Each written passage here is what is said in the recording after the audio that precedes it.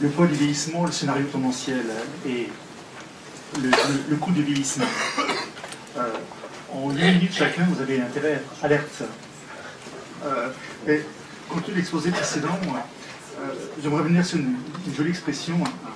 Un économiste célèbre, au moment de recevoir le prix Nobel, expliquait qu'il avait préféré abandonner la physique et faire de l'économie, parce qu'il ne serait pas obligé de vérifier ses hypothèses.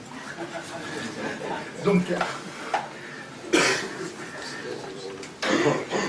plaisanterie finie, j'ai le plaisir d'introduire, en fait, Lionel Rago, en fait, professeur à Évry, membre de la chaire transition démographique. Alors, le thème de son intervention, c'est le coût de l'allongement, de l'espérance de vie pour les comptes de la protection sociale. Alors, si nous avions du temps, j'aurais commencé par une interrogation, en fait. Il y a combien d'incertitudes dans la question, en fait? Le coût, l'espérance de vie, les comptes de la protection sociale. Vous avez 8 minutes et bonne chance. Merci. Effectivement, c'est un exercice difficile, en plus qui introduit cette table ronde.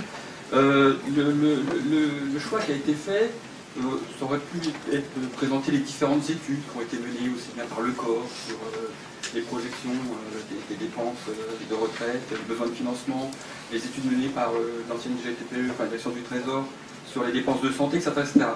Le choix qui a été fait ici, c'est que justement dans le cadre d'une collaboration, d'un partenariat avec l'Institut Montparnasse, nous avons construit, nous développons encore un modèle d'équilibre général calculable, donc un modèle macroéconomique qui a pour ambition justement de déterminer les modes de financement, les différents modes de financement de la protection sociale. Et je vais utiliser ce modèle-là justement pour donner quelques éclairages sur le coût de l'allongement d'espérance de vie pour les comptes de la protection sociale. Auparavant, j'aimerais peut-être, parce que j'introduis un peu cette table ronde, rappeler quand même quelques faits sur le vieillissement en France, parce que je crois quand même que, et dans l'introduction, Jean-Hervé Lorenzi l'a rappelé, quand j'ai discuté avec les Allemands, ils sont l'air beaucoup plus préoccupés que nous, et on va voir la raison pour laquelle avec quelques petits graphiques. Donc ici, vous avez la pyramide des âges France et Allemagne en 1950, et je vais peut-être vous laisser défiler au fur et à mesure, vous allez voir. En 1970, la déformation qui commence, donc on a une bonne visualisation avec la pyramide des âges du vieillissement.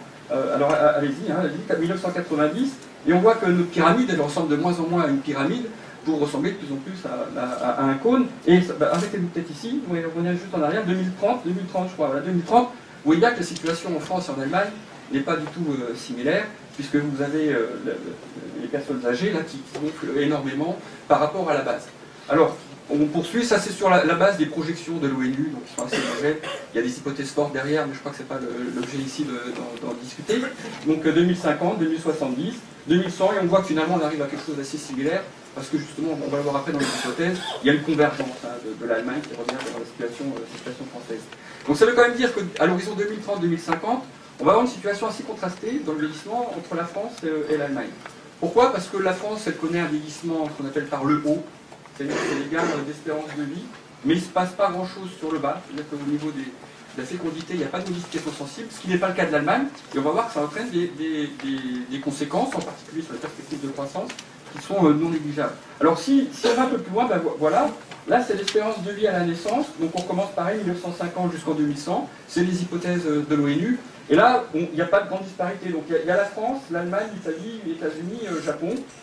Tous les pays connaissent des gains sensibles. Ça, c'est le vieillissement par le haut. Les gens vivent plus longtemps.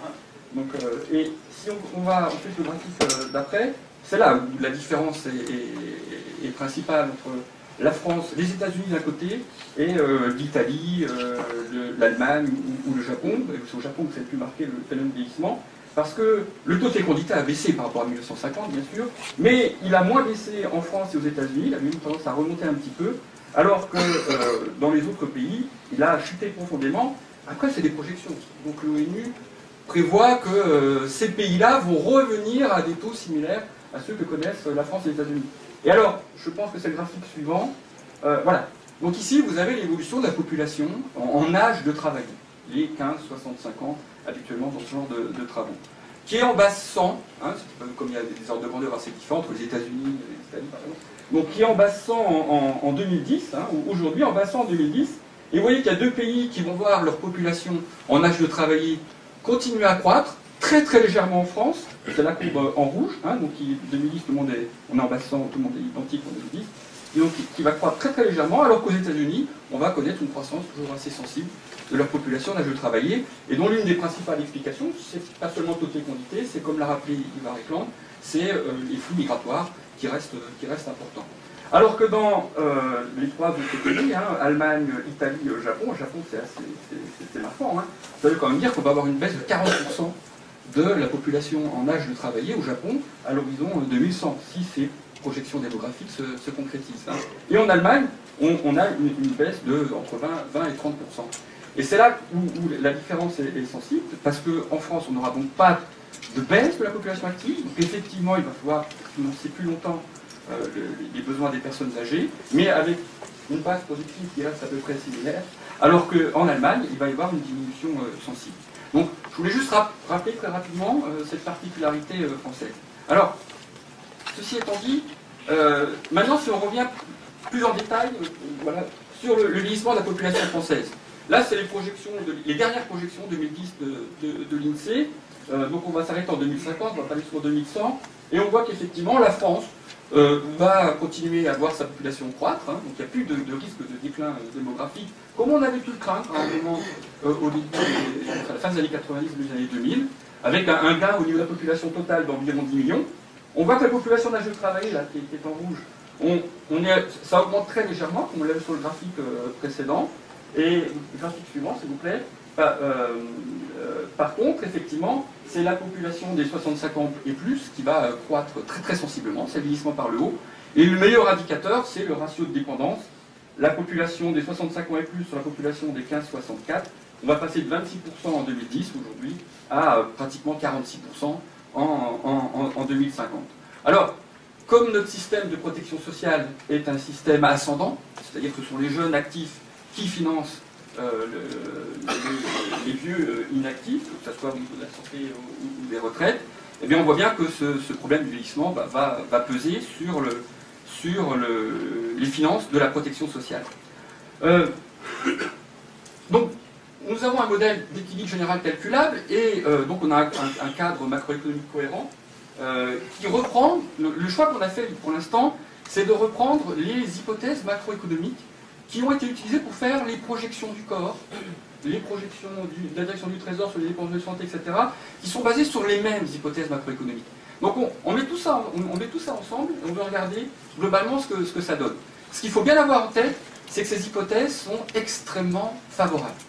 Hein, c'est que les hypothèses de protection du corps ou de la TPE, on est sur une croissance de la productivité du travail de 1,7%, on a un taux de chômage de 5% en 2020-2030, etc., etc. Donc on les garde, on ne juge pas si c'est crédible ou pas, on les garde, et si on garde ces hypothèses, ben effectivement, vous voyez juste en arrière, le besoin de financement de l'ensemble de la protection sociale à l'horizon 2050, c'est environ 2,8% du PIB. Ce qui ne paraît pas énorme, hein, par rapport à ce qu'on entend sur les problèmes du financement. Mais si on détaille, juste le slide d'après, merci, si on détaille, on se voit bien que sur les seules branches retraite et santé, si on cumule ces deux branches, on n'est pas à 8, on est à 4,4,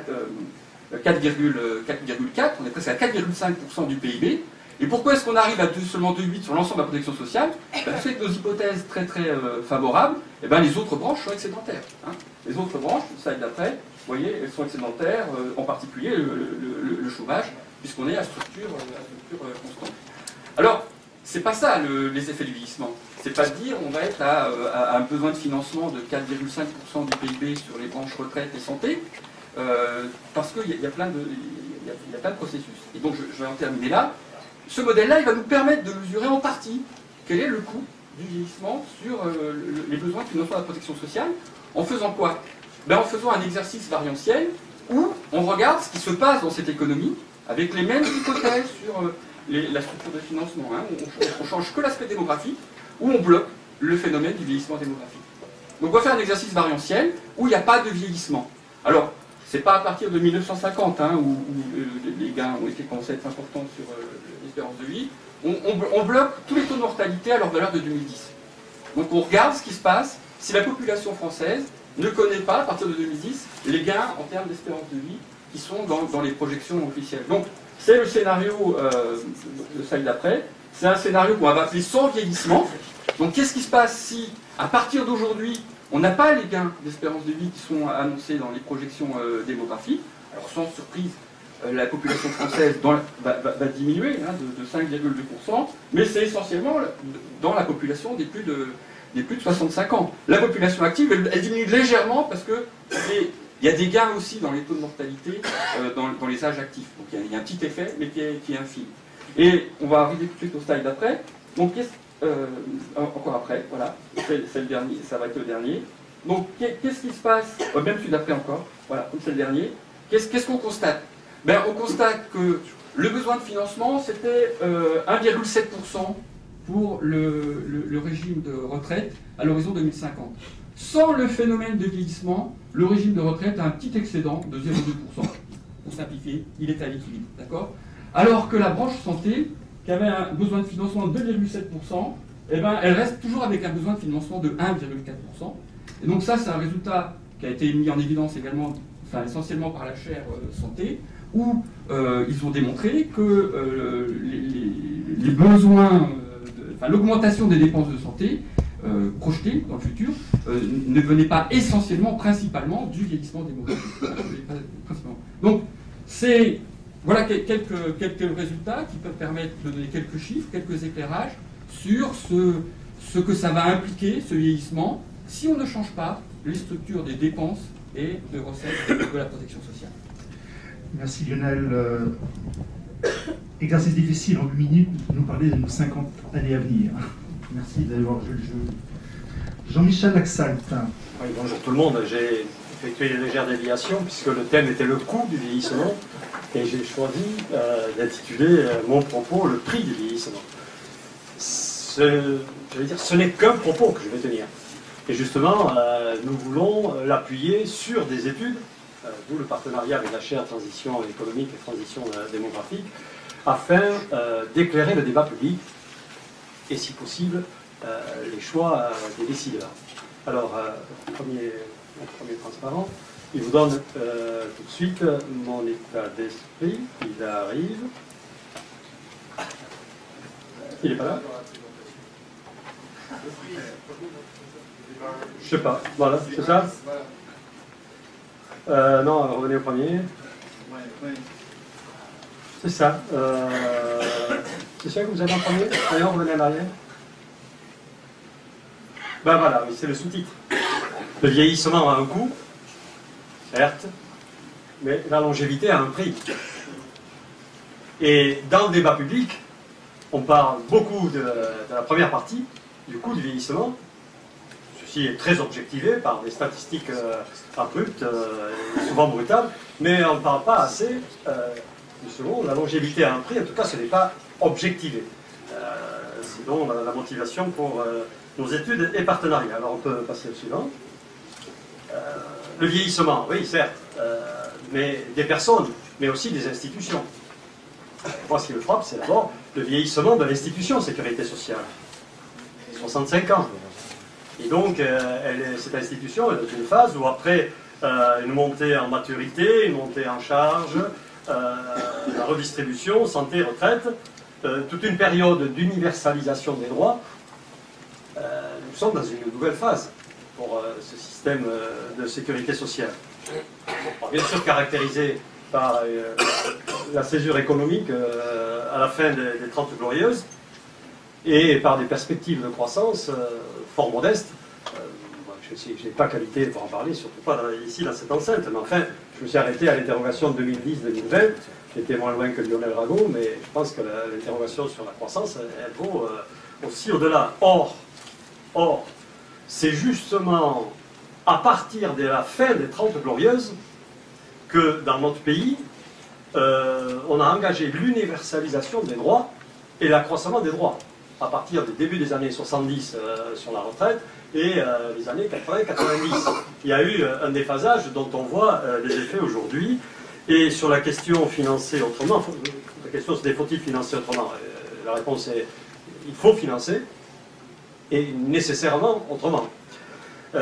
Parce qu'il y a une désadéquation de l'assise économique du financement de la sécurité sociale par rapport à l'assise prévue à l'origine.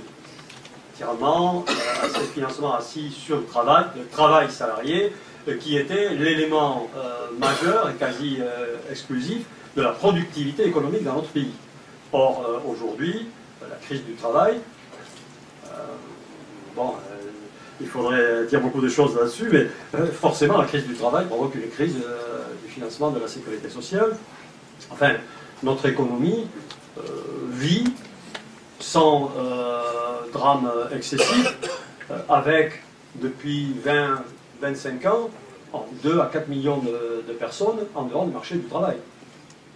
C'était impensable à l'époque, au démarrage de la sécurité sociale, qu'un pays, une économie puisse vivre avec des millions de personnes hors du travail. Nous y sommes, et depuis longtemps. Les nouveaux facteurs de productivité, au-delà du travail salarié, et puis la mondialisation de la production et des échanges.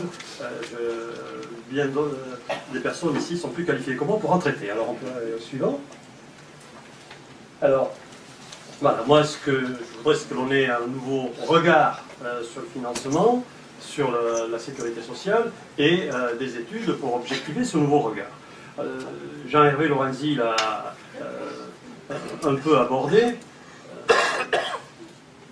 On ne parle que du coût, et quand on parle du coût, on en parle comme des dépenses improductives qui sont une charge, c'est le terme généralement employé, et même un handicap pour notre pays dans la compétitivité internationale. Alors, pour centrer sur les finances de santé, financer la santé, c'est financer un secteur économique dynamique, au-delà du mieux-être de la cohésion sociale, que chacun a bien perçu, mais c'est aussi, ce sont des dépenses avec un retour économique. Certains, lors d'un colloque vendredi dernier, et avec une autre étude universitaire, à partir d'éléments qui sont assez peu disponibles, mais dans la lecture du PIB, si l'on examine en termes de production, de valeur ajoutée, le secteur de la santé a un impact et une valeur ajoutée supérieur au secteur du BTP, et bien sûr supérieur à des secteurs, par exemple l'hôtellerie, restauration, dont on parle particulièrement ces temps-ci. Ceci n'est pas mis dans le débat public, mais l'écart est très significatif. C'est entre 9 et 10% du PIB en termes de production et de valeur ajoutée. On va dire dans ce pays, presque la même. C'est financer des besoins accrus de protection sociale, ce n'est pas le propos aujourd'hui, mais les fractures sociales créent des besoins sociaux importants, et ces fractures sociales sont bien sûr des factures sociales également. Il faut mettre en contribution toutes les formes actuelles des revenus des particuliers comme des revenus des entreprises. On a dans notre pays effectué une réforme profonde concernant les revenus des particuliers, c'est la CSG, en considérant que les revenus du travail ne sont pas les seuls revenus. Le travail salarié n'est pas ne sont pas les seuls revenus des personnes, mais c'est vrai aussi des entreprises. Au-delà du travail salarié, la productivité, tous les gains de productivité, les résultats financiers qui constituent les résultats des entreprises. En fait, il faudrait pour les entreprises faire l'équivalent de CSG des entreprises, comme on a fait le CSG des particuliers, et s'interroger à partir d'une réalité qui est celle de flux économiques et financiers qui sont mondialisés, et dont la part mondialisée s'accroît de plus en plus. Ne faudra-t-il pas élargir le périmètre de solidarité au-delà des contributions sur le périmètre national, et considérer qu'une bonne partie de l'Europe, la partie la plus occidentale, est avec nous la seule partie au monde ayant des systèmes de protection sociale collective. Ne faudra-t-il pas européaniser le périmètre de cohésion sociale et de financement solidaire? La question est posée. J'ai un présupposé de réponse positive. Et ma conclusion, tout ceci coûte cher, c'est vrai. La sécurité sociale est coûteuse, mais est-elle vraiment plus coûteuse que l'insécurité sociale? À chacun de répondre. Merci, Rachel.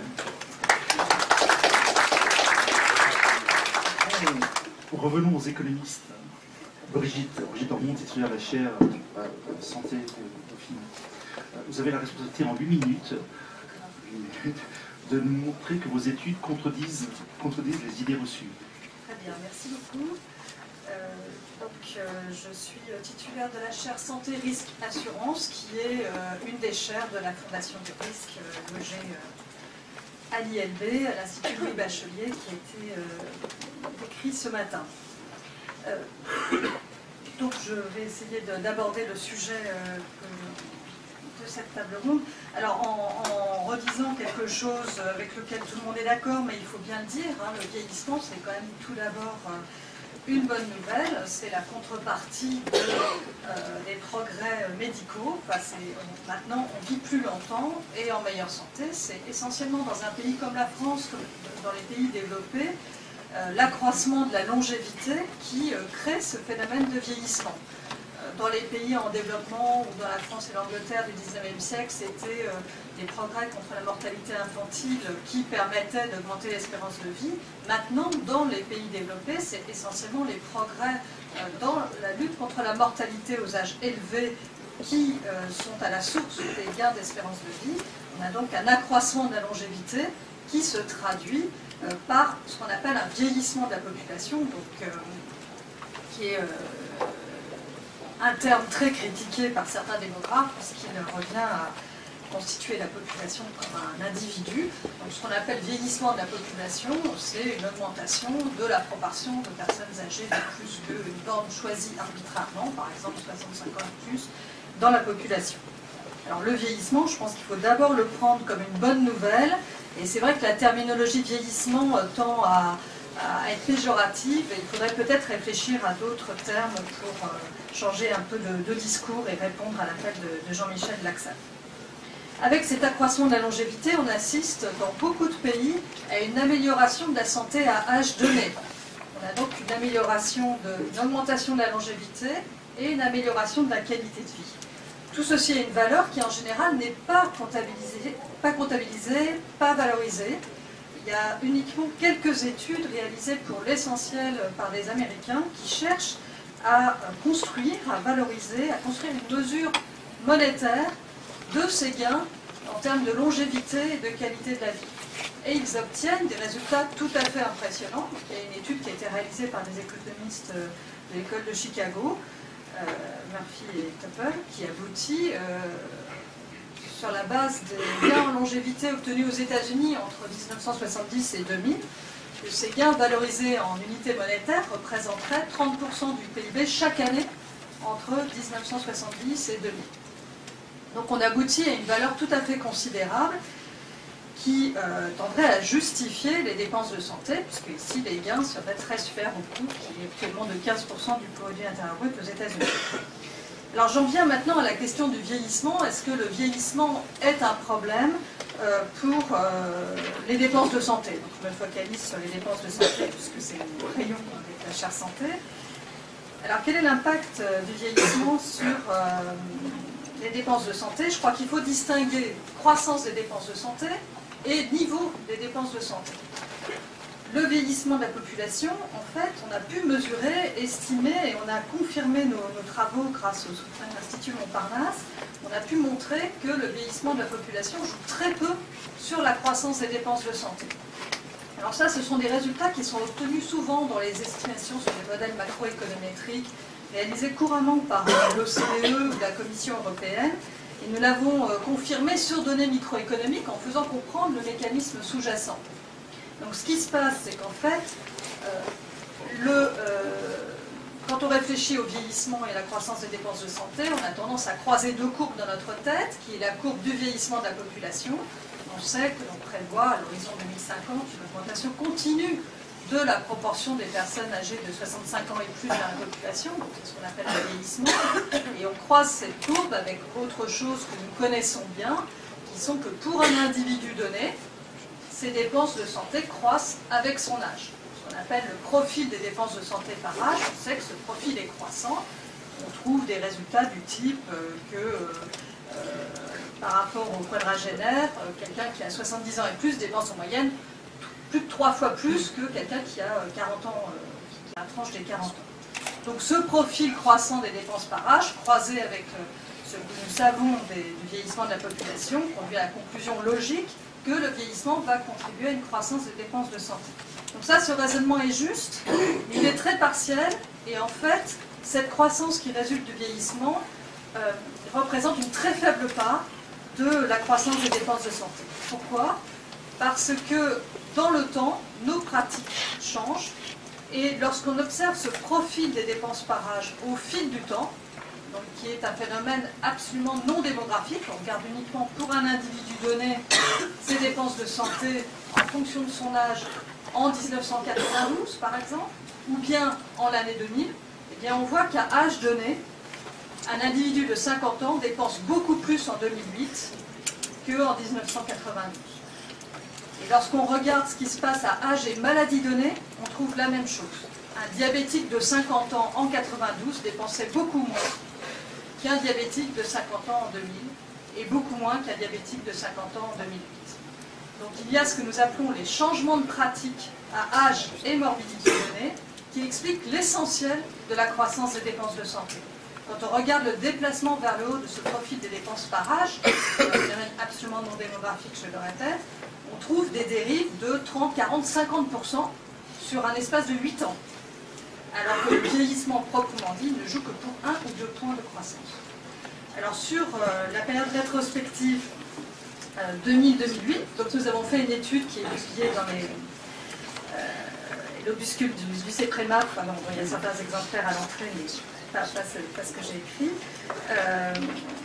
Et donc on a effectué une décomposition pour l'année 92-2000 et nous l'avons refait pour l'année 2000-2008. Et nous trouvons par exemple que la variation des dépenses de santé est de 20,5% sur notre échantillon, donc 20% de croissance sur 8 ans. Et dans ces 20%, seulement 3 points sont dus au vieillissement proprement dit. Et 13 points sont dus au changement de pratique à âge et à morbidité donnée. Donc c'est l'essentiel de la croissance des dépenses de santé est dû au changement de pratique. Alors quel est le message de ce résultat? Tout d'abord, la croissance des dépenses de santé ne résulte pas d'un phénomène exogène incompressible. Le vieillissement joue assez peu. Les changements de pratique résultent de nos choix en termes de changement technologique, d'offres de soins, de couverture et d'accès aux soins. Donc nous pouvons essayer de maîtriser ces changements de pratique, nous pouvons essayer de gagner en efficience de la dépense. Donc ça c'est le premier message. Et deuxième message, effectivement, le vieillissement joue assez peu. Alors le vieillissement joue assez peu sur la croissance des dépenses de santé, mais le vieillissement est-il un problème pour la protection sociale, pour la couverture des dépenses de santé? Je finis très vite. Donc autre chose est ce qui se passe en niveau. Ce que j'ai dit tout à l'heure, c'est que pour un individu donné, ses dépenses de santé peuvent varier du simple au triple selon qu'il est dans la tranche des 40 ans ou la tranche des 70 ans. Alors ceci pose un problème important d'organisation de la couverture assurantielle en France pour le secteur des complémentaires de santé qui actuellement met en concurrence des organismes qui peuvent avoir des compositions de leurs assurés, de leurs affiliés très différentes en matière de structure des dépenses par âge. Et donc la mise en concurrence de ces différents organismes fait une pression actuellement très forte à ajuster les primes d'assurance en fonction de l'âge. Et ça, je crois qu'il faudrait quand même avoir un débat de société sur la question de faut-il ou non ajuster les primes d'assurance complémentaire en fonction de l'âge. Que préférons-nous? Voulons-nous faire une mutualisation entre les âges ou voulons-nous ajuster en fonction de l'âge? Et là, le type de régulation choisi pour le secteur des complémentaires aura beaucoup d'importance sur ce débat. Merci Brigitte. Professeur Étienne Lehmann, la question c'est l'efficacité des incitations fiscales pour augmenter le taux d'emploi des seniors. On imagine qu'en ces temps de facilité budgétaire, la question est simple. À vous. Merci. Je vais commencer mon propos par rappeler un certain nombre de faits qui sont connus donc par ce graphique qui illustre un petit peu pour différentes tranches d'âge la fraction de la population qui a un emploi dans différents pays de l'OCDE. Donc c'est ce qu'on appelle le taux d'emploi par tranche d'âge. Donc vous avez en bleu le taux d'emploi des jeunes ans, le rang de taux d'emploi des moyenâgeux, aurais-je envie de dire, de 25 à 54 ans, et les seniors sur le marché du travail sont en rouge, de 55 à 64 ans, et en blanc, vous avez des taux d'emploi. Je retiens deux leçons qui sont largement connues, mais qui me semblent intéressantes pour commencer le propos. Premièrement, c'est que les problèmes de non-emploi sont surtout concentrés aux deux extrémités de la dialectique. Il y a beaucoup moins de différentiel d'un pays à l'autre sur la tranche moyenâgeuse que sur les jeunes, que sur les seniors. Deuxièmement, on se rend compte que la performance en France en matière de taux d'emploi est très mauvaise par rapport à nos voisins. Donc j'ai réussi à trouver un pays qui faisait moins bien, qui était très bien, un peu aussi la Belgique, mais qui fait moins bien que la France sur la tranche d'âge 55 et 54 ans. Mais en dehors de ces deux pays, tous nos voisins font mieux que nous, voire même beaucoup mieux que nous, je pense à la Suède, par exemple. C'est intéressant, donc ça c'est un constat bien connu, mais qui me semble aussi intéressant de regarder d'un point de vue dynamique si justement on s'intéresse un peu à notre voisin immédiat, qui est l'Allemagne, et qu'on regarde un peu l'évolution de ces taux d'emploi pour différentes tranches d'âge. Comment ils se pratiquent. Les courbes en très plein correspondent au taux d'emploi en France, une couleur correspond à une tranche d'âge, et les courbes en pointillés correspondent à l'Allemagne, et donc on voit les évolutions du taux d'emploi depuis la réunification. On constate que sur justement la tranche médiane, il y a très peu de différence entre le taux d'emploi en France et le taux d'emploi en Allemagne. Alors que par contre, quand on regarde les courbes en rouge pour l'évolution de la tranche 55-59 ans, eh bien, les écarts commencent à arriver et les écarts s'accroissent. Aujourd'hui, on a 10 points d'écart sur le taux d'emploi des 55-59 ans entre la France et l'Allemagne en fin de période, alors qu'on en avait beaucoup moins dans les années 90. Le diagnostic est encore pire, j'ai envie de dire, la comparaison est encore plus frappante quand on regarde les différences d'âge de la tranche 60-64 ans, ce sont des chiffres de l'OCDE que j'ai ici, puisqu'on arrive aujourd'hui à plus de 20 points d'écart de taux d'emploi, alors que les écarts étaient beaucoup plus resserrés au moment de la réunification. Alors, évidemment, c'est un petit peu la conséquence du fait que les Allemands sont beaucoup plus préoccupés que nous par le vieillissement de la population, c'est on l'a rappelé tout à l'heure. Mais si par exemple on appliquait aujourd'hui, on faisait cet exercice un petit peu mécanique qui consiste à dire, prenons la structure en 2010, la structure de la population française en 2010, et appliquons-lui un petit peu les taux d'emploi qu'ont connus les Allemands, que connaissent aujourd'hui les Allemands. Combien d'emplois on aurait en plus? Bien le chiffre, j'obtiens 1 300 000 en plus. 1 300 000 en plus en France, qui ont été capables de faire évoluer les taux d'emploi sur ces deux tranches d'âge, 55-59 ans et 60-64 ans, de la même manière que pas seulement si on les avait évolués, si on avait évolué. Alors ça représente quoi 1 300 000 emplois? Ça représente 5,2% d'emploi total. Donc si on veut à nouveau manipuler un peu les ordres de grandeur, donc c'est les coups de point de table, je ne prépare absolument pas de des chiffres définitifs, mais 5% d'emploi, on peut grosso modo dire que ça représente 3 points de PIB en moins, c'est-à-dire 60 milliards d'euros, c'est-à-dire plus que le déficit de la balance commerciale. Loin de moi l'envie de dire que ce sont des chiffres définitifs, sont des chiffres qui doivent être calculés, etc. Mais c'est simplement pour donner un ordre de grandeur, les enjeux qui consistent à faire remonter le taux d'emploi. Alors, la question suivante en termes de finances publiques, c'est si on arrive effectivement, si on arrive à faire partir les personnes à la retraite un an plus tard, eh bien dans ce cas-là, il y a un certain nombre de ressources à gagner, à dégager pour les finances publiques. Ces ressources, elles peuvent être de deux types de sources. D'abord, parce qu'une personne qui travaille une année en plus, c'est une personne qui paye des prélèvements obligatoires pendant une année en plus, des prélèvements obligatoires sous forme d'impôt, CSG, sous forme de cotisation sociale salariée, sous forme de cotisation sociale employeur. Et c'est aussi une personne à qui on doit verser, à qui son système de retraite doit verser une année de retraite en moins. Et donc si on se base, pour un nouveau, sur extrêmement rapide, qui est très raffiné, et si on se base sur ce que se représente ce gâteau pour un salarié à plein temps au salaire moyen, on arrive à une économie de l'ordre de 25 000 € par an. 25 000 € par an multiplié par les 1 300 000 emplois que vous avez dit tout à l'heure, ça fait 30 milliards d'euros. Ok, peut-être qu'effectivement, quand on a vu davantage, qu'on se rend compte qui sont les gens qui partent plus tard à la retraite en Allemagne par rapport en France, on peut peut-être diviser ce chiffre par deux, parce que ce sont sans doute des gens retraités qui sont là. Donc, ne prenons pas ce chiffre de 30 milliards d'euros pour argent comptant. Mais en tout cas, on n'est pas à 1,5 milliard d'euros. Et c'est ça les enjeux grandeurs, c'est ça qui semble.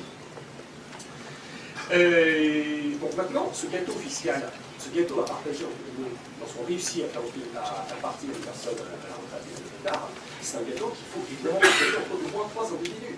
C'est-à-dire qu'il faut le faire partager d'une part aux finances publiques, parce qu'il y a un urgent besoin de redonner de la souveraineté au système public. Et c'est c'est aussi quelque chose que doivent les salariés cette incitation. Et ça se traduit en termes de retraite plus avantageuse et aussi plus enjeux de retraite chiffré de ce chiffre. Il y aura éventuellement aussi un troisième, et ça ce sera une question qui m'apporte. Est-ce qu'il est envisageable de donner une partie de ce gâteau fiscal aux employeurs pour les inciter aussi à garder leurs seniors plus longtemps dans les entreprises? C'est éventuellement une question qui, à mon avis, mériterait d'être posée. Il y a une dernière remarque que je voudrais faire sur cette question, qui est que ces gains, réussir à faire partir une personne à la retraite une année plus tard, apporte un gâteau fiscal, apporte des ressources pour la nation qui ne sont pas du tout du même ordre de grandeur. Quand on est sur une personne relativement peu diplômée, qui a un emploi rémunéré que le droit du SMIC, qui s'intéresse à un cadre, qui est le Sénat beaucoup plus élevé. Évidemment, une personne qui touche 4 fois plus apporte 4 fois plus grosso modo de cotisation et permet d'économiser 4 fois plus de retraite. Donc c'est important, lorsqu'on réfléchit à la législation fiscale, rappeler les sécurités, les sécurités, on vient se rendre compte que réformer le système de retraite, réussir à faire partir les gens à la retraite plus tard, ça n'a pas du tout les mêmes conséquences financières lorsqu'on s'intéresse aux ouvriers, aux employés, aux dépenses du SMIC ou autres. Alors, sur la base, un petit peu, quand on essaie de comparer maintenant les incitations à prendre sa retraite plus tard, un certain nombre de statistiques, on se rend compte en fait quels sont les déficits en France. Premièrement, on ne fait pas assez aux négociations par deuxièmement, on n'est pas assez pour les salariés au-dessus qui gagnent un salaire relativement élevé. Et troisièmement, on est très mauvais pour les incitations fiscales sur les âges élevés au-delà de 65 ans. Et donc moi, en termes, si je veux donc conclure, qu'est-ce qui me semble important de regarder dans notre réforme pour l'évolution du salaire de retraite, l'évolution des incitations à prendre sa retraite plus tard, c'est évidemment qu'il faut regarder l'ensemble des choses. Il faut faire des efforts surtout pour les gens qui ont des salaires relativement élevés. Il faut aussi veiller à ce que les incitations soient développées, non seulement au-delà du sondage légal, 62 ans, 63 ans, pour continuer 65 ans, 66 ans, 70 ans, pour le haut de la distribution. Mais pour le bas de la distribution, il semble important d'envisager, de réfléchir à inciter aussi les entreprises à maintenir les salariés relativement peu rémunérés, seniors, au-delà de l'âge de la retraite. Donc c'est pour ça que ça me semblerait important d'envisager de faciliter le maintien en bas d'échelle, donc de réfléchir à un renforcement de l'allègement en charge pour le salaire au-delà de 62 ans. Pourquoi le salaire? Parce que c'est là que le problème du travail se pose, donc il faut très ciblé sur le salaire. Pourquoi au-delà de 62 ans? C'est qu'il faut éviter le maximum les problèmes d'opportunité fiscale. Merci. Vous avez compris que c'est difficile de faire des sprints successifs pendant le marathon d'une journée. Madame Anne-Marie Sophie Grave, directrice des retraites, vous avez une conclusion?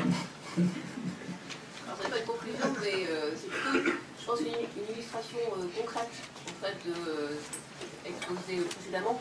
Peut-être juste 2 mots de présentation sur la direction des retraites de la Caisse des dépôts. Donc, on veut dire que c'est une direction qui gère 46 régimes de retraite du Fonds de protection sociale et donc principalement les régimes de retraite de la fonction publique hors État.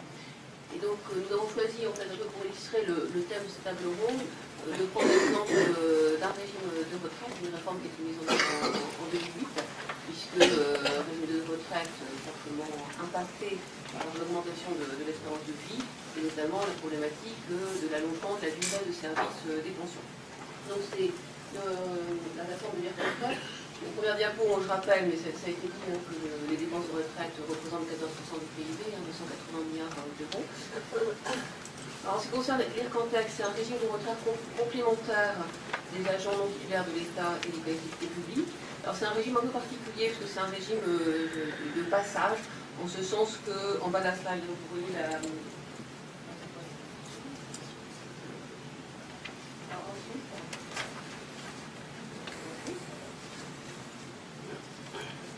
Voilà, oui, voilà, c'était en bas de... Voilà. Donc, vous voyez que la durée moyenne de présence dans le régime est de 9 ans, ce qui est très court. Vous voyez aussi l'équipe du régime, c'est un régime équilibré. Et il a surtout donc comme caractéristique d'avoir, en fait, nous avons 14 millions d'actifs qui ont des droits dans ce régime. Et en nombre de cotisants effectifs, un peu plus de 2,5 millions de cotisants effectifs. Aujourd'hui, c'est un régime qui a un rapport démographique favorable, puisqu'il est de 1,46. Par contre, c'est un régime dont le rapport démographique, on va voir dans la slide suivante.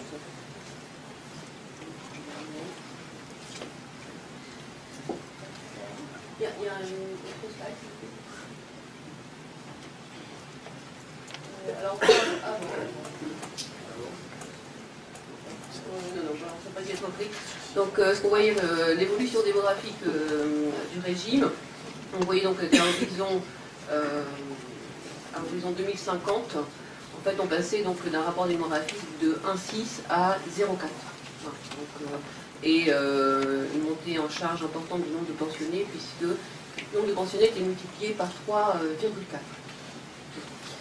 Alors, c'est un régime, il faut préciser aussi que c'est un régime, donc je l'ai dit, par répartition, mais c'est un régime à points, à cotisation définie. Donc il y a une valeur d'achat du point, et ensuite vous accumulez des points, et ensuite il y a une valeur de service du point. Et donc le rendement du régime, c'est la valeur de service du point sur la valeur d'achat du point. Alors c'est un régime, lorsqu'on faisait les projections démographiques de ce régime, je vous dis tout à l'heure c'est un régime équilibré, mais on se rendait compte que assez rapidement, puisque entre 2012 et 2016, nous avions l'apparition d'un déficit technique de l'ordre de 3 milliards d'euros, déficit annuel à l'horizon de 2050. C'est un régime qui avait des réserves, mais là aussi les réserves ont été assez rapidement consommées. Nous serions arrivés à l'horizon de 2050 avec un déficit cumulé de 40 milliards d'euros. Donc, l'origine de ce déséquilibre, c'est qu'on est arrivé effectivement à un stade où l'augmentation, la croissance des cotisations était inférieure au rythme de croissance des prestations, dû au fait que ce régime était arrivé à maturité et dû au fait surtout de l'allongement de l'espérance de vie. Par ailleurs, c'est un régime qui avait des paramètres qui étaient totalement inadaptés à l'allongement escompté de la durée de service des pensions. Pourquoi? Puisqu'en fait, c'est un régime qui avait un rendement très favorable, puisque le délai de récupération des cotisations était de l'ordre de 8 ans. Par rapport au délai de service des prestations, on voit bien qu'il y avait un écart important. Donc la réforme a consisté en fait à jouer sur deux paramètres. D'une part, une hausse des cotisations qui permettait d'améliorer le solde technique annuel et de participer ainsi à l'accumulation des réserves. Mais ceci n'était pas suffisant puisque la hausse des cotisations générait également une hausse des droits à pension, si on ne touchait pas à la valeur d'achat du point. Donc, de ce fait, en parallèle, a été mise en œuvre une baisse du rendement du régime en accroissant la valeur du point. Donc c'est en jouant en fait sur les deux critères, taux de cotisation et baisse du rendement, que la situation du régime en termes de projection peut s'améliorer. Vous avez dans la slide suivante.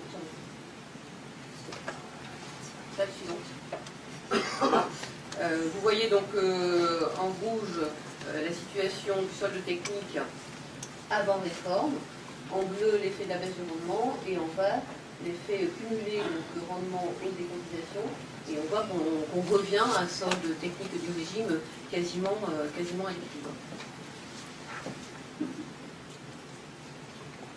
Alors cette réforme s'est associée en fait de critères de solvabilité réglementaire.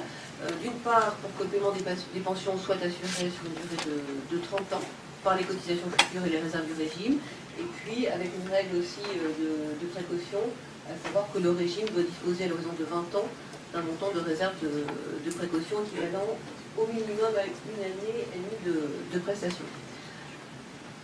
Cette réforme s'est associée aussi d'une réforme de la gouvernance du régime, en ce sens qu'elle a été confiée au conseil d'administration, enfin elle lui sera confiée à partir de 2018. Donc c'est le conseil d'administration du régime qui aura en fait à piloter les paramètres de ce régime pour en maintenir l'équilibre à terme.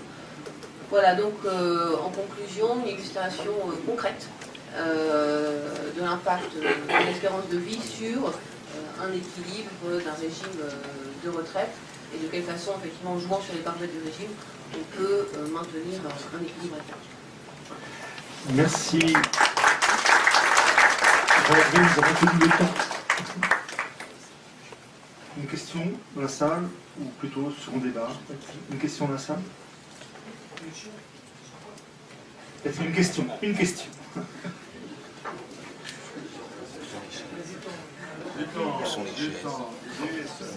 Très bien. Merci à vous. 10h10.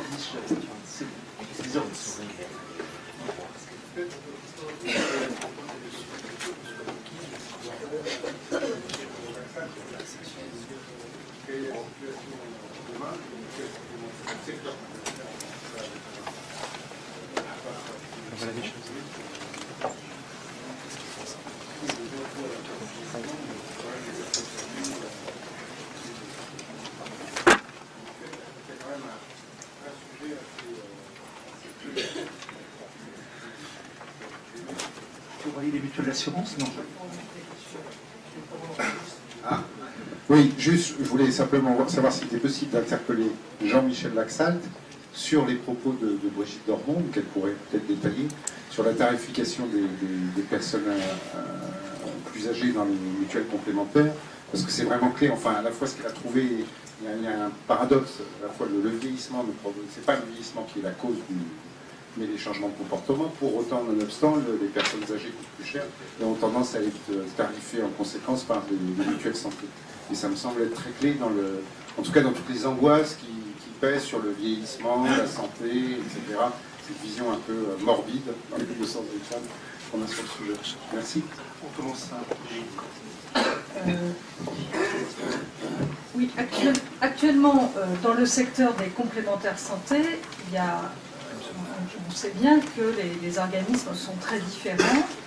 Il y a des organismes mutualistes, il y a des organismes qui sont des assurances privées, il y a des institutions de prévoyance. Donc, j'aimais beaucoup l'idée de vieillissement de l'institution. Le secteur des complémentaires aussi a vieilli et se trouve devant une situation, et nous avons des mutuelles qui sont vraiment assises sur l'idée de solidarité entre les âges, et il y a même des mutuelles de la FGN où la cotisation est proportionnelle au revenu. Et puis il y a d'autres secteurs où on paye une prime indépendante du revenu. Il y a des mutuelles de la fonction publique qui tarifient à l'âge, il y en a qui font des tarifs préférentiels pour les jeunes, etc. Donc actuellement, on est on hérite d'une situation où il y a des logiques de solidarité très différentes entre les organismes, mais ces organismes sont en concurrence les uns avec les autres. Et en France, il y a des mécanismes de solidarité, il y a des règles pour avoir un contrat solidaire ou un contrat responsable qui imposent quand même certaines contraintes en termes de solidarité pour l'accès à l'assurance. Mais il est autorisé de segmenter les contrats, c'est-à-dire qu'on peut ajuster des contrats en fonction pour cibler un public donné. Et donc on peut se retrouver, il y a des offres de complémentaires jeunes, il y a des offres de franchise cautionnée, il y a des contrats low cost qui permettent justement d'avoir un public plus ou moins jeune. Donc ça déjà, ça permet de tarifer à l'âge. Et par ailleurs, il y a vraiment des mutuelles ou d'autres organismes qui tarifient à l'âge. Alors actuellement, la situation est telle que, quand on regarde les statistiques, le taux d'effort, c'est-à-dire la part du revenu consacré à l'achat d'une complémentaire, varie beaucoup selon le niveau de revenu des ménages. Donc il y a des statistiques qui ont été calculées par l'IRDES et le Legos qui montrent que pour les ménages du premier décile de revenus au-dessus du plafond CMU, la part du revenu consacrée à l'achat d'une complémentaire est de 8% du revenu. Et que pour les ménages du décile supérieur, il est de un peu plus de 2%. Donc là, on voit bien qu'on a déjà une inégalité très forte dans l'accès à la complémentaire qui a à voir avec l'âge, parce que ces ménages modestes, c'est pour l'essentiel des retraités qui se retrouvent dans cette tranche. Et donc, là où ça s'articule avec la croissance, pour revenir à la question, c'est qu'actuellement, on peut dire, bon, admettons 8%, on admet ça pour garder intacte l'organisation actuelle. Et si les dépenses de santé continuent à croître, et passent non pas de 11%, mais à 20% du PIB, ce qui est possible dans les décennies à venir, À ce moment-là, si les complémentaires couvrent la croissance à venir des dépenses de santé, on voit bien que ces 8% vont devenir à un niveau complètement insupportable et ils vont croître beaucoup plus que le doublement. Ça ne passera pas de 8 à 16, ça sera beaucoup plus. Enfin, les gens renonceront à la complémentaire à ce moment-là. Pourquoi ça va croître beaucoup plus? Parce qu'actuellement, la complémentaire est facultative. Et donc les jeunes vont se désaffilier si les primes augmentent trop. Donc actuellement, on a une régulation qui, à mon avis, ne tiendra pas le choc de la croissance à venir des dépenses de santé. Il faut bien réfléchir collectivement à ce que nous voulons en matière d'équité entre les âges. Merci. Jean-Michel, un complément. Oui, alors, moi, je ne réponds pas en tant que responsable mutualiste, je ne le suis plus. Vous avez l'interlocuteur en fin de journée qui, lui, est en responsabilité. Quoi qu'il en soit, la question, son point de départ, c'est ce qu'a dit Guillaume Sarkozy tout à l'heure. Il a bien illustré les comportements des acteurs. Il a dit, une fois que sera défini ce qu'est la solidarité et le panier des biens de solidarité, les acteurs en concurrence exerceront. Donc, première question, qu'est-ce qui revient dans le périmètre de l'assurance maladie obligatoire, puisqu'on parle de santé, et à partir de là, quel est le champ d'action des complémentaires? C'est un débat qui avait été annoncé dès 2007 sur la solidarité nationale et la responsabilité individuelle à travers l'assurance. Ça, c'est la première donnée. Quel sera le panier des biens? Il y en a une autre que Brigitte Dormont a juste un petit peu esquissé. Est-ce que les complémentaires seront toujours facultatifs ou obligatoires? Donc déjà, il y a des grandes règles du jeu. Mais donc, quel sera le comportement des uns et des autres? La sécurité sociale, elle a été fondée sur l'idée de responsabilité des acteurs. Et Pierre Larocque, il était deux grands regrets, il y a deux échecs. La responsabilité des partenaires sociaux qui ont conquis la responsabilité du système et qui n'ont pas assumé, et la responsabilité des assurés sociaux, la Sécu voulant être une école d'éducation au comportement responsable. C'est autre chose que mettre 50 centimes par boîte de médicaments, parce que ça, c'est l'argument officiel, c'est la responsabilisation. Il se trouve que le patient n'est pas responsable de la prescription. Donc l'idée de comportement et de responsabilisation, c'est une idée assez forte et qui mérite d'être travaillée. Alors, quel mode de tarification? Aujourd'hui, effectivement, pour ceux qui tarifient à l'âge, ce n'est pas le cas de tout le monde, j'ai eu la gentillesse de le dire, mais c'est la règle commune, la tarification à l'âge, parce qu'on tarifie selon le risque, et le risque à la courbe qu'a évoqué Brigitte Dormont. Et les acteurs dans cette concurrence-là ne sont pas dans la même position entre les nouveaux acteurs ou entrants dans l'assurance santé, donc on nous dise un portefeuille jeunes, et ceux qui pratiquent l'assurance santé depuis 50, 80 ans, qui ont toutes les générations dans leur sociétariat. Et il y a aussi des différences selon que l'on soit dans les contrats individuels ou contrats collectifs d'entreprise. La complémentaire qui est aidée aujourd'hui par les pouvoirs publics et dans le très large consensus social, l'organisation syndicale, c'est la complémentaire santé en entreprise. L'exonération fiscale, sociale, tout le monde sait ça, pour des nombres de milliards que la Cour des comptes a fait beaucoup. Or, il s'agit de quoi là? On aide sur fonds publics, sur donc diminution du budget de l'État et du budget de la Sécu, à la complémentaire santé pour des personnes qui sont entre 20 et 60 ans, 62 ans. Les personnes les plus en difficulté pour l'accession ne sont pas là. Et qui plus est, selon qu'elles soient dans les grandes entreprises ou dans des petites entreprises, il y a aussi cadre ou pas cadre. En fait. On subventionne aujourd'hui, pour l'accès aux soins, de personnes qui sont dans les tranches d'âge et des situations qui ne sont peut-être pas les plus objectivement difficiles. Donc voilà la situation. Alors, comment faire les complémentaires? Il est admis dans tarification à l'âge. L'alternative qui est ouverte par l'étude qu'évoque Brigitte Dormont, c'est de regarder davantage les pathologies et le mode de recours aux soins. Alors là, on entre dans un champ qui est très difficile. Il est interdit désormais de tarifier à la pathologie. Bien. Le mode de recours aux soins, il y a la part du patient et il y a la part des acteurs professionnels, puisque le facteur essentiel de croissance, c'est le coût des pratiques. Comme je disais, le coût des pratiques. Le coût des investigations, de l'imagerie médicale, l'amortissement. Et là, l'un des facteurs essentiels pour peser sur ce coût-là, c'est le rôle de l'assurance maladie obligatoire. Selon ce qu'elle choisit de rémunérer, plus ou moins, l'amortissement des équipements d'imagerie médicale, fait que la profession de santé qui a les revenus les plus importants sont les radiologues. Donc on a choisi l'amortissement technologique. On pourrait peut-être choisir d'autres logiques et rémunérer plus le diagnostic que les actes techniques. Enfin, voilà, donc il y a dans la partie de réponse, je ne réponds pas pour la partie des complémentaires, mais le déterminant des coûts, qui est le moteur de la croissance des dépenses, c'est grandement l'assurance maladie qui en a le levier, les pouvoirs publics, parce qu'elle n'a pas tout à fait la droit d'autonomie, l'assurance maladie, à travers ce qu'elle rémunère et aussi la décision des acteurs professionnels. Il ne faut pas s'étonner que si les acteurs professionnels ont la liberté d'honoraires, ils amusent. Et ils en usent là où ils peuvent en amuser, ce qui a un autre effet, c'est que l'on a un effet de marché. Les acteurs, notamment les médecins spécialistes ou le secteur lucratif en hospitalisation, se concentrent là où il y a les revenus les plus importants. Forcément, si on a la liberté du côté des honoraires, ben on va l'installation en est concernée, y compris les pratiques et les professionnels. Voilà, donc la question reste ouverte sur les comportements des complémentaires, mais ils ne seront pas les seuls à agir dans ces circonstances. Merci. Monsieur. Merci, moi j'aurais une question toute simple. Lionel Rago évoquait le fait qu'il avait utilisé un modèle macroéconomique, Procès-Bonnet, qui est plutôt optimiste. Que se passerait-il si on ne faisait pas justement l'ellipse de scénarios moins optimistes, en particulier si on prenait en compte deux phénomènes, à mon sens, plausibles, qui sont d'une part le fait qu'on soit dans une phase de transition qui risque d'être marquée par des gains de productivité nettement moindres et une sous-optimisation de l'allocation des ressources, et deuxièmement, si on intègre aussi des chocs qui soient donc de l'ordre géopolitique ou éventuellement financiers, comme on peut le voir. Voilà.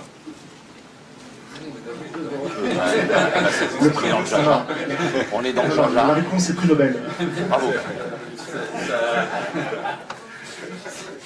Oui, deuxième réponse déjà, c'est un modèle d'équilibre calculable, génération abriquée, c'est quand même des modèles qu'on appelle de long terme.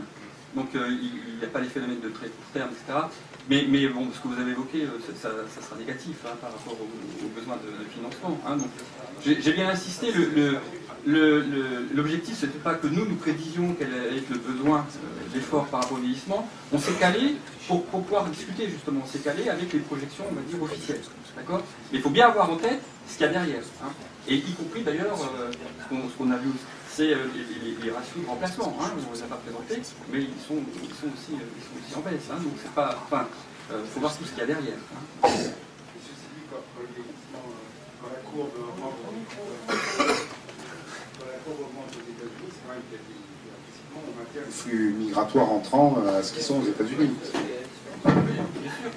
Oui. C'est toutes ces quantités qui est plus élevée, mais c'est pas la principale cause, c'est les flux migratoires qui. Monsieur Barrault, une remarque. Ah non, mais j'approuve. Bon, mais. Monsieur Barrault. Ce qui est vrai, c'est que sans flux migratoire, l'Europe est très mal partie. Et c'est la raison pour laquelle, je crois, il faut d'ores et déjà que la démographie qui vient de nous être exposée de manière remarquable pousse à ouvrir suffisamment les portes d'une immigration qui est nécessaire, sans laquelle nous retrouverons dans des difficultés insurmontables. Juste pour bien préciser, les projections démographiques de l'INSEE 2010, où on voit que la population active reste relativement constante et pas de problème, l'hypothèse sur les flux migratoires, c'est plus 100 000 nets chaque année. C'est les flux qu'on a connus dans les années passées, jusqu'à l'horizon 2050. Donc il y a quand même, dans ces projections plutôt optimistes en population française, il y a plus 100 000 nets, de flux migratoires. 10h24, prochaine table ronde, 10h25, c'est à vous.